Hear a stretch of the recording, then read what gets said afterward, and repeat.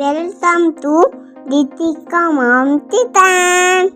ಎಲ್ಲರಿಗೂ ನಮಸ್ಕಾರ. ನಾನು ಪವಿತ್ರ. ಇವತ್ತಿನ ರೆಸಿಪಿ ಪುಳಿಯೋಗರೆ ಪೌಡರ್ ಮತ್ತು ಪುಳಿಯೋಗರೆನ ಮಾಡಿ ತೋರಿಸ್ತಾ ಇದ್ದೀನಿ. ಬನ್ನಿ ಹೇಗೆ ಮಾಡೋದು ಅಂತ ನೋಡೋಣ. ತುಂಬಾ ಸಿಂಪಲ್ಲಾಗಿ ಕ್ವಿಕ್ಕಾಗಿ ಮಾಡ್ಕೋಬೋದು. ಮನೆಯಲ್ಲೇ ಪುಳಿಯೋಗರೆ ಪೌಡರ್ನ ಮಾಡಿದ್ರಂತೂ ತುಂಬಾ ಚೆನ್ನಾಗಿರುತ್ತೆ.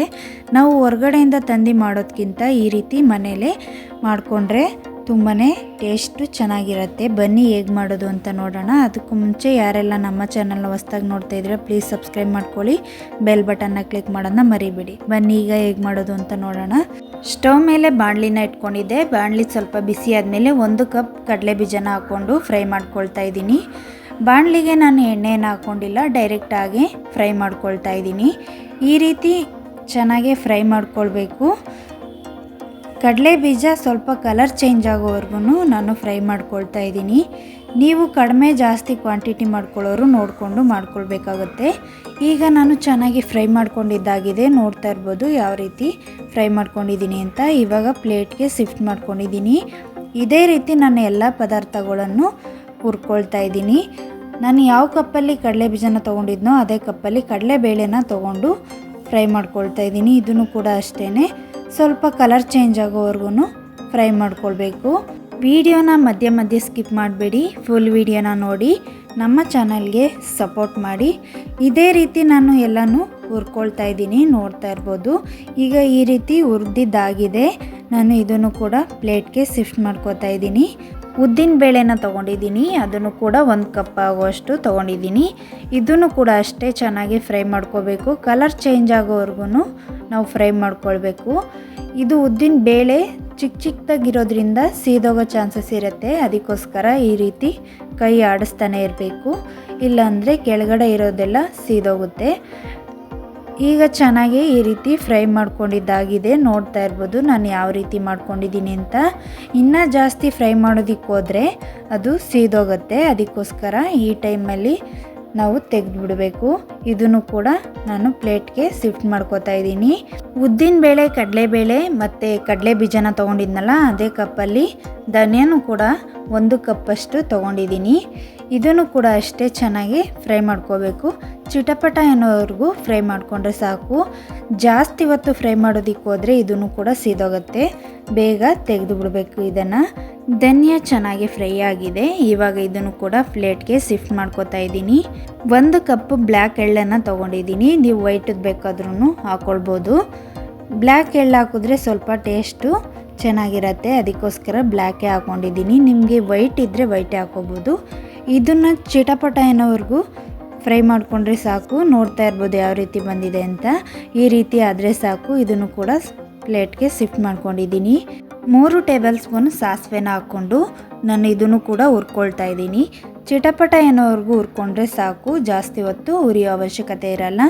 ನೋಡಿ ಈ ರೀತಿ ಹುರ್ಕೊಂಡಿದ್ದೀನಿ. ಈಗ ಇದನ್ನು ಕೂಡ ಪ್ಲೇಟ್ಗೆ ಶಿಫ್ಟ್ ಮಾಡ್ಕೊತೀನಿ. ಕಡಲೆ ಬೀಜನ ತೊಗೊಂಡಿದ್ನಲ್ಲ ಅದೇ ಕಪ್ಪಲ್ಲಿ ಅರ್ಧ ಕಪ್ಪಷ್ಟು ಜೀರಿಗೆನ ಹಾಕ್ಕೊಂಡು ಇದನ್ನು ಕೂಡ ಚಿಟಪಟ ಅನ್ನೋವರೆಗೂ ಹುರಿತಾ ಇದ್ದೀನಿ. ನೋಡ್ತಾ ಇರ್ಬೋದು ಇದನ್ನು ಜಾಸ್ತಿ ಹೊತ್ತು ಹುರಿಯೋ ಅವಶ್ಯಕತೆ ಇರೋದಿಲ್ಲ. ಜೀರಿಗೆ ಬೇಗ ಹುರ್ಕೊಳ್ಬೋದು. ಜೀರಿಗೆ ಫ್ರೈ ಆಗಿದೆ. ಇವಾಗ ನಾನು ಪ್ಲೇಟ್ಗೆ ಶಿಫ್ಟ್ ಮಾಡ್ಕೋತಾ ಇದ್ದೀನಿ. 2 ಟೇಬಲ್ ಸ್ಪೂನ್ ಅಷ್ಟು ಮೆಂತ್ಯನ ಹಾಕೋತಾ ಇದ್ದೀನಿ. ಮೆಂತ್ಯನ ನೋಡಿಕೊಂಡು ಹಾಕ್ಕೊಳ್ಬೇಕಾಗತ್ತೆ. ನೀವು ಕ್ವಾಂಟಿಟಿ ಎಷ್ಟು ಮಾಡ್ಕೋತೀರ ಅಷ್ಟು ಚೆನ್ನಾಗಿ ಫ್ರೈ ಮಾಡಿಕೊಂಡು ಇದನ್ನು ಕೂಡ ತೆಗಿತಾ ಇದ್ದೀನಿ. ಇವಾಗ ನಾನು ಒಂದು 150 ಗ್ರಾಮ್ ಅಷ್ಟು ಒಣಗಿನ ಮೆಣಸಿನ್ಕಾಯಿನ ಹಾಕ್ಕೊಂಡಿದ್ದೀನಿ. ಬ್ಯಾಡಗೆ ಮೆಣಸಿನ್ಕಾಯಿ ಮತ್ತು ಖಾರದ ಮೆಣಸಿನ್ಕಾಯಿನೂ 2 ಮಿಕ್ಸ್ ಮಾಡಿ ಹಾಕಿದ್ದೀನಿ. ನೀವು ಖಾರಕ್ಕೆ ನೋಡಿಕೊಂಡು ಹಾಕ್ಕೊಳ್ಬೇಕಾಗತ್ತೆ. ಖಾರ ಜಾಸ್ತಿ ಬೇಕು ಅನ್ನೋರು ಖಾರದ ಮೆಣಸಿನ್ಕಾಯಿನ ಜಾಸ್ತಿ ಹಾಕ್ಕೊಳ್ಬೇಕು. ಸ್ವಲ್ಪ ಕಲರ್ ಜಾಸ್ತಿ ಬೇಕು ಅಂದ್ರೂ ಬ್ಯಾಡಗೆ ಮೆಣಸಿನ್ಕಾಯಿನ ಜಾಸ್ತಿ ಹಾಕ್ಕೊಂಡ್ರೆ ಕಲರು ಚೆನ್ನಾಗಿ ಬರುತ್ತೆ. ಇವಾಗ ಇದನ್ನು ಹುರಿದು ತೆಗಿತಾ ಇದ್ದೀನಿ. ನೋಡ್ತಾ ಇರ್ಬೋದು ಈ ರೀತಿ ಹುರ್ಕೊಂಡಿದ್ದೀನಿ. ಎಣ್ಣೆಯನ್ನು ಹಾಕಿರಲಿಲ್ಲ. ಮೆಂತ್ಯನ ಈ ರೀತಿ ಹುರ್ಕೊಳ್ಬೇಕಾಗತ್ತೆ. ಹುರಿಯೋದನ್ನ ತೋರಿಸಿರ್ಲಿಲ್ಲ, ಅದಕ್ಕೆ ಇವಾಗ ತೋರಿಸಿದ್ದೀನಿ. 2 ಟೇಬಲ್ ಸ್ಪೂನ್ ಕಾಳು ಮೆಣಸನ್ನು ಹಾಕ್ಕೊಂಡಿದ್ದೀನಿ. ನಿಮಗೆ ಖಾರಕ್ಕೆ ಎಷ್ಟು ಬೇಕು ಅಷ್ಟನ್ನು ನೋಡಿಕೊಂಡು ಹಾಕ್ಕೊಳ್ಬೋದು. ಇದನ್ನು ಕೂಡ ಚೆನ್ನಾಗಿ ಚಿಟಪಟ ಅನ್ನೋವರೆಗೂ ಹುರ್ಕೊಳ್ತಾ ಇದ್ದೀನಿ. ಹುರಿದಿದ್ದಾದಮೇಲೆ ಕರಿಬೇವನ್ನ ಚೆನ್ನಾಗಿ ವಾಶ್ ಮಾಡಿ ಇಟ್ಕೊಂಡಿದ್ದೆ. ಅದನ್ನು ಕೂಡ ಇವಾಗ ಬಾಣಲಿಗೆ ಹಾಕ್ಕೊಂಡು ಚೆನ್ನಾಗಿ ಗರ್ಗರಿ ಆಗೋ ತನಕ ಫ್ರೈ ಮಾಡ್ಕೊಳ್ಬೇಕು. ಪುಳಿಯೋಗರೆ ಪೌಡರ್ಗೆ ಈ ರೀತಿ ಕರಿಬೇವನ್ನ ಹಾಕೋದ್ರಿಂದ ತುಂಬಾ ಚೆನ್ನಾಗಿರುತ್ತೆ.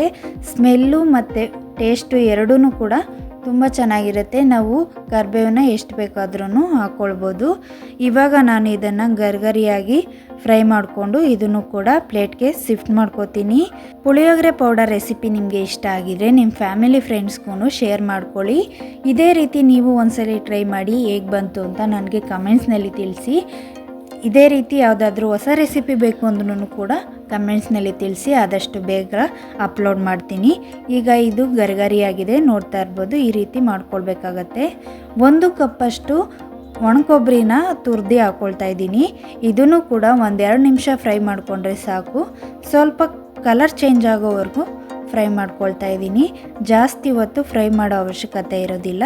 ಇವಾಗ ಇದನ್ನು ಕೂಡ ತೆಗಿತಾ ಇದ್ದೀನಿ. ಇಷ್ಟು ಫ್ರೈ ಮಾಡಿಕೊಂಡ್ರೆ ಸಾಕು. ಈಗ ನಾನು ಹುಣಸೆಹಣ್ಣನ್ನು ಚೆನ್ನಾಗಿ ವಾಶ್ ಮಾಡಿ ಇಟ್ಕೊಂಡಿದ್ದೆ. ಅದು ಸ್ವಲ್ಪ ಒಣಗಿದ ಮೇಲೆ ಹುರ್ಕೊಳ್ತಾ ಇದ್ದೀನಿ. ನೀವು ಜಾಸ್ತಿ ಬೇಕಿದ್ದರೆ ಜಾಸ್ತಿ ಹಾಕ್ಕೊಳ್ಬೋದು. ಇಲ್ಲಾಂದರೆ ನಾವು ಪುಳಿಯೋಗರೆ ಮಾಡ್ತೀವಲ್ಲ ಆವಾಗಲೇ ಜಾಸ್ತಿ ಹುಣಸೆಹಣ್ಣಿನ ರಸನ ಜಾಸ್ತಿ ಹಾಕ್ಕೊಳ್ತೀನಿ. ಅದಕ್ಕೆ ಸ್ವಲ್ಪ ಕಡಿಮೆನೇ ಹಾಕ್ಕೊಂಡಿದ್ದೀನಿ ನಾನು. ನೀವು ಜಾಸ್ತಿ ಹಾಕ್ಕೊಳ್ಳೋರು ಜಾಸ್ತಿ ಕ್ವಾಂಟಿಟಿಲಿ ಹಾಕ್ಕೋಬೋದು. ಇವಾಗ ನಾನು ಹುರಿದಿರೋ ಅಂಥದ್ದೆಲ್ಲನೂ ಅದೇ ಬಾಣಲಿಗೆ ಹಾಕ್ಕೊಂಡು ಮಿಕ್ಸ್ ಮಾಡ್ಕೊಳ್ತಾ ಇದ್ದೀನಿ. ನೋಡ್ತಾ ಇರ್ಬೋದು ಯಾವ ರೀತಿ ಹುರಿದು ಇಟ್ಕೊಂಡಿದ್ದೀನಿ ಅಂತ. ಎಲ್ಲನೂ ಕೂಡ ಹುರಿದು ನನ್ನ ಪ್ಲೇಟ್ಗೆ ಇಟ್ಕೊಂಡಿದ್ದೆ. ಇವಾಗ ಇದನ್ನೆಲ್ಲ ಮಿಕ್ಸ್ ಮಾಡ್ಕೊಳ್ಬೇಕು. ಮಿಕ್ಸ್ ಮಾಡಿದ್ದಾದಮೇಲೆ ನಾನು ಎಲ್ಲನೂ ಮಿಕ್ಸಿಗೆ ಹಾಕಿ ಪೌಡರ್ನ ಮಾಡ್ಕೋತೀನಿ. ನಾನು ಪೌಡರ್ ಮಾಡೋದನ್ನೆಲ್ಲ ತೋರ್ಸೋಕ್ಕಾಗಲಿಲ್ಲ, ಅದಕ್ಕೋಸ್ಕರ ಇವಾಗಲೇ ಹೇಳ್ತಾ ಇದ್ದೀನಿ. ಈಗ ನಾನು ಮೆಣಸಿನ್ಕಾಯಿನ ಹಿಂದೆಗಡೆ ಇರೋ ತೊಟ್ಟೆಲ್ಲ ಮುರಿದು ಹಾಕ್ಕೊಳ್ತಾ ಇದ್ದೀನಿ. ಬೆಲ್ಲನ ಹಾಕ್ಕೊಳ್ತಾ ಇದ್ದೀನಿ. ಬೆಲ್ಲ ಹಾಕೋದ್ರಿಂದ ಪುಳಿಯೋಗರೆ ಪೌಡರ್ ತುಂಬಾ ಟೇಸ್ಟ್ ಚೆನ್ನಾಗಿರುತ್ತೆ. ಅರ್ಧ ಸ್ಪೂನಷ್ಟು ಅರಿಶಿನ ಪುಡಿನ ಹಾಕ್ಕೊಳ್ತಾ ಇದ್ದೀನಿ. ರುಚಿಗೆ ತಕ್ಕಷ್ಟು ಉಪ್ಪನ್ನು ಸೇರಿಸ್ಕೊಂಡು ನಾನು ಇದನ್ನು ಮಿಕ್ಸ್ ಮಾಡಿ ಪೌಡರ್ನ ಮಾಡ್ಕೊತಾ ಇದ್ದೀನಿ. ನೀವು ಮಿಲ್ಲಿಗೆ ಬೇಕಾದ್ರೂ ಹಾಕ್ಸ್ಕೋಬೋದು, ಇಲ್ಲಾಂದ್ರೆ ಮನೇಲಿ ಮಿಕ್ಸಿಲೇ ಪೌಡರ್ನ ಮಾಡ್ಕೊಳ್ಬೋದು. ಒಂದು ಅರ್ಧ ಸ್ಪೂನಷ್ಟು ಹಿಂಗನ್ನು ಸೇರಿಸ್ಕೊತಾ ಇದ್ದೀನಿ. ಈಗ ನೋಡ್ತಾ ಇರ್ಬೋದು ಯಾವ ರೀತಿ ಪೌಡರ್ನ ಮಾಡ್ಕೊಂಡಿದ್ದೀನಿ ಅಂತ. ನೋಡಿದ್ರಲ್ಲ ಮನೆಯಲ್ಲೇ ಎಷ್ಟು ಈಸಿಯಾಗಿ ಸಿಂಪಲ್ಲಾಗಿ ಪುಳಿಯೋಗರೆ ಪೌಡರ್ನ ಮಾಡ್ಕೋಬೋದು ಅಂತ. ತುಂಬಾ ಚೆನ್ನಾಗಿರುತ್ತೆ ಈ ಪುಳಿಯೋಗರೆ ಪೌಡರ್ ಅಂತೂ. ಇದನ್ನು ಒಂದು ಬಾಕ್ಸ್ಗೆ ಹಾಕಿ ಇಟ್ಕೊಂಡು ನಾನು 1 ತಿಂಗಳವರೆಗೂ ಯೂಸ್ ಮಾಡ್ತೀನಿ. ನಾನು ಮಾಡಿರೋ ಕ್ವಾಂಟಿಟಿಗೆ 1 ತಿಂಗಳು ಯೂಸ್ ಮಾಡ್ತೀನಿ. ನೀವು ಕಡಿಮೆ ಜಾಸ್ತಿ ನೀವು ನೋಡಿಕೊಂಡು ಮಾಡ್ಕೊಳ್ಬೋದು. ಈಗ ಬನ್ನಿ ಪುಳಿಯೋಗರೆನ ಹೇಗೆ ಮಾಡೋದು ಅಂತ ತೋರಿಸ್ತೀನಿ. ಒಂದು ಬಾಣಲಿನ ಬಿಸಿ ಮಾಡಲು ಇಟ್ಕೊಂಡಿದ್ದೆ ಸ್ಟವ್ ಮೇಲೆ. ಈಗ ಅದಕ್ಕೆ ಒಂದು 5-6 ಸ್ಪೂನ್ ಎಣ್ಣೆನ ಹಾಕ್ಕೊಂಡಿದ್ದೆ. ಸಾಸಿವೆ ಜೀರಿಗೆ 1 ಸ್ಪೂನ್ ಹಾಕ್ಕೊಂಡು ಚಿಟಪಟ ಅನ್ನೋವರೆಗೂ ಫ್ರೈ ಮಾಡ್ಕೊಂಡಿದ್ದೆ, ನೋಡ್ತಾ ಇರ್ಬೋದು. ಈಗ ನಾನು ಕಡಲೆ ಬೀಜನ ಹಾಕ್ಕೊಂಡಿದ್ದೀನಿ. ಒಂದು 4-5 ಸ್ಪೂನಷ್ಟು ಕಡಲೆ ಬೀಜನ ಹಾಕ್ಕೊಂಡು ಫ್ರೈ ಮಾಡ್ಕೊಳ್ತಾ ಇದ್ದೀನಿ. ಚೆನ್ನಾಗಿ ಗೋಲ್ಡನ್ ಕಲರ್ ಬರೋ ತನಕ ನಾನು ಫ್ರೈ ಮಾಡಿ ನಾನು ಒಂದು ಪ್ಲೇಟ್ಗೆ ಶಿಫ್ಟ್ ಮಾಡ್ಕೋತೀನಿ. ಯಾಕೆ ಅಂದರೆ ಹುಣಸೆ ಹುಳಿ ಹಾಕಿದ ತಕ್ಷಣ ಕಡಲೆ ಬೀಜ, ಕಡಲೆಬೇಳೆ, ಉದ್ದಿನಬೇಳೆ ಎಲ್ಲ ಮೆತ್ತಗಾಗ್ಬಿಡುತ್ತೆ. ಅದಕ್ಕೋಸ್ಕರ ನಾನು ಸೆಪ್ರೇಟಾಗಿ ತೆಗೆದು ಆಮೇಲೆ ಗೊಜ್ಜು ಕಲಸೋ ಟೈಮಲ್ಲಿ ಹಾಕ್ಕೊಳ್ತಾ ಇದ್ದೀನಿ. ಈಗ 2 ಟೇಬಲ್ ಸ್ಪೂನಷ್ಟು ಕಡಲೆಬೇಳೆ, 2 ಟೇಬಲ್ ಸ್ಪೂನಷ್ಟು ಉದ್ದಿನಬೇಳೆನ ಹಾಕ್ಕೊಂಡು ಚೆನ್ನಾಗಿ ಗೋಲ್ಡನ್ ಕಲರ್ ಬರೋ ತನಕ ಫ್ರೈ ಮಾಡ್ಕೊಳ್ತಾ ಇದ್ದೀನಿ.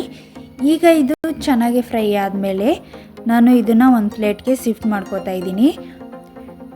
ಸಾಸಿವೆ ಜೀರಿಗೆನ ಬೇಕಾದರೆ ನೀವು ಕಡಲೆಬೇಳೆ, ಉದ್ದಿನಬೇಳೆ, ಕಡಲೆ ಬೀಜನ ಫ್ರೈ ಮಾಡಿಕೊಂಡು ತೆಗೆದಾದ್ಮೇಲೂ ಕೂಡ ಹಾಕ್ಕೊಳ್ಬೋದು. ನಾನು ಮುಂಚೆನೇ ಹಾಕ್ಕೊಂಡಿದ್ದೀನಿ. ನಿಮ್ಗೆ ಯಾವುದು ಇಷ್ಟ ಆಗುತ್ತೆ ಅದನ್ನು ನೀವು ಮಾಡ್ಕೊಳ್ಬೋದು.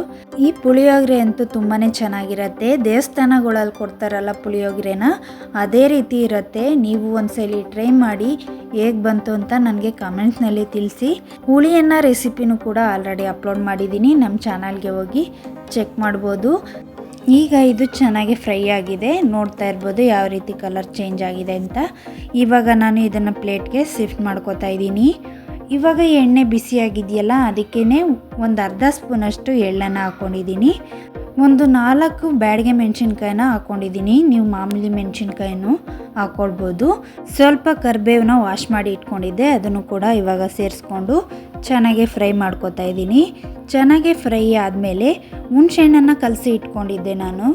ಒಂದು ದೊಡ್ಡ ಸೈಜ್ ನಿಂಬೆಹಣ್ಣು ಗಾತ್ರದ್ದು ಹುಣಸೆಹಣ್ಣನ್ನ ಚೆನ್ನಾಗಿ ನೀರಲ್ಲಿ ಮಿಕ್ಸ್ ಮಾಡಿ ಕಲಸಿ ಇಟ್ಕೊಂಡಿದ್ದೆ. ನಿಂಬೆಹಣ್ಣು ರಸನ ಹಾಕ್ಕೊಂಡು ಈ ರೀತಿ ಕುದಿಸ್ಕೋತಾ ಇದ್ದೀನಿ. ಹುಣಸೆಹಣ್ಣು ರಸ ಕುದಿಯೋ ಟೈಮಲ್ಲಿ ಒಂದು 1/4 ಟೀ ಸ್ಪೂನ್ ಅರಿಶಿನ ಹಾಕ್ಕೊಂಡು ಚೆನ್ನಾಗಿ ಕುದಿಸ್ಕೋತಾ ಇದ್ದೀನಿ.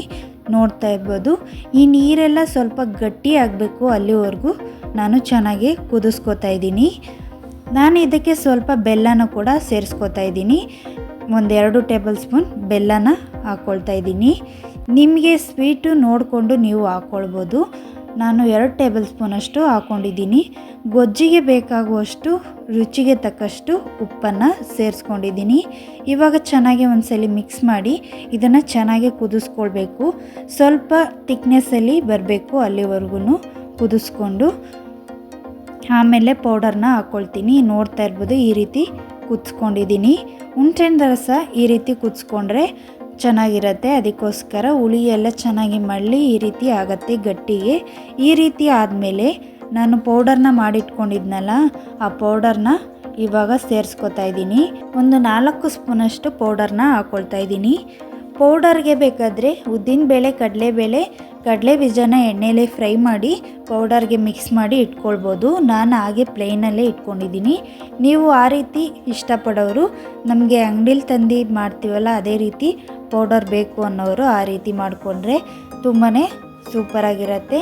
ಇದೂ ಕೂಡ ಚೆನ್ನಾಗಿರುತ್ತೆ, ಅದನ್ನು ಚೆನ್ನಾಗಿರುತ್ತೆ. ನಿಮಗೆ ಯಾವುದು ಇಷ್ಟ ಆಗುತ್ತೆ ಅದನ್ನು ನೀವು ಮಾಡ್ಕೊಳ್ಬೋದು. ನೋಡಿದ್ರಲ್ಲ ಕಲರ್ ಎಷ್ಟು ಚೆನ್ನಾಗಿ ಬಂದಿದೆ ಅಂತ. ಮನೇಲೇ ಈ ರೀತಿ ಸಿಂಪಲಾಗಿ ಈಸಿಯಾಗಿ ಮಾಡ್ಕೊಳ್ಬೋದು. ನಾವು ಎಷ್ಟು ಬೇಕಾದ್ರೂ ಈ ರೀತಿ ಮಾಡ್ಕೊಳ್ಬೋದು. ನಿಮಗೆ ಕ್ವಾಂಟಿಟಿ ನೋಡಿಕೊಂಡು ನೀವು ಮಾಡ್ಕೊಳ್ಬೇಕಾಗತ್ತೆ. ನಾನು 1 ತಿಂಗಳಿಗಾಗುವಷ್ಟು ನಾನು ಪೌಡರ್ನ ಮಾಡಿ ಇಟ್ಕೊಂಡಿದ್ದೀನಿ.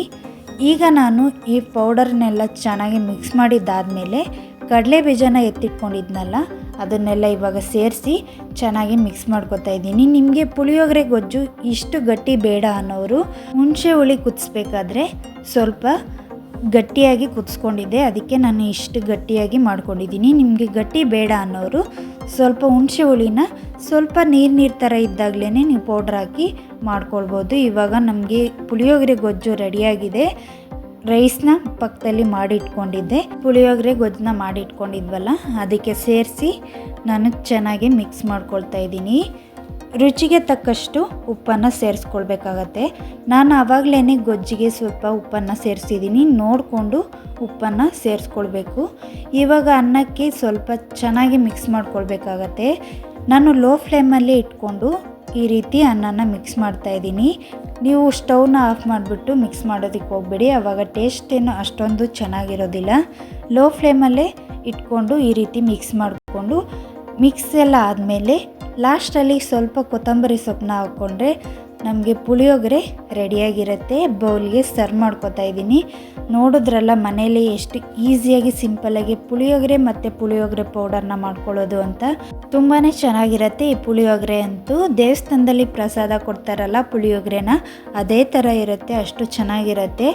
ನೀವು ಒಂದ್ಸಲಿ ಇದೇ ರೀತಿ ಪುಳಿಯೋಗರೆ ಪೌಡರ್ನ ಮನೇಲೇ ಮಾಡಿ ಟ್ರೈ ಮಾಡಿ ಹೇಗೆ ಬಂತು ಅಂತ ನನಗೆ ಕಮೆಂಟ್ಸ್ನಲ್ಲಿ ತಿಳಿಸಿ. ಬೆಳಿಗ್ಗೆ ತಿಂಡಿಗಂತೂ ಪರ್ಫೆಕ್ಟ್ ಆದಂಥ ರೆಸಿಪಿ ಈ ಪುಳಿಯೋಗರೆ, ತುಂಬಾ ಇಷ್ಟ ಆಗುತ್ತೆ. ಮಕ್ಕಳು ಲಂಚ್ ಬಾಕ್ಸ್ಗೂ ಕ್ವಿಕ್ಕಾಗಿ ಮಾಡ್ಕೊಳ್ಬೋದು. ಈ ವಿಡಿಯೋ ನಿಮಗೆ ಇಷ್ಟ ಆಗಿದ್ದರೆ ಲೈಕ್ ಮಾಡಿ, ಶೇರ್ ಮಾಡಿ, ಸಬ್ಸ್ಕ್ರೈಬ್ ಮಾಡ್ಕೊಳ್ಳಿ. ನೆಕ್ಸ್ಟ್ ವಿಡಿಯೋದಲ್ಲಿ ಸಿಗ್ತೀನಿ. Thanks for watching.